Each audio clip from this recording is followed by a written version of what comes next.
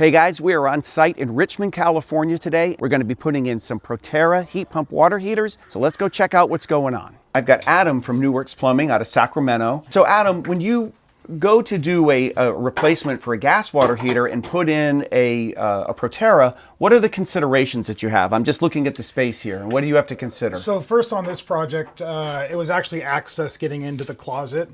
Just the doorway itself was too small to bring in the new water heater. So we do have to remove some framing. Not typical, do you run into this, but there are some scenarios. The Proterra is a lot taller than your common electric water heater.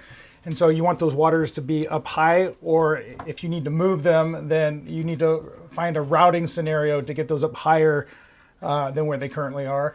The Proterra does have side mounts, so you can even go lower and off to the side, which makes it a lot easier to install. These units produce condensation, unlike the typical gas water heaters, where now we need a drain location or somewhere to dispose of that water.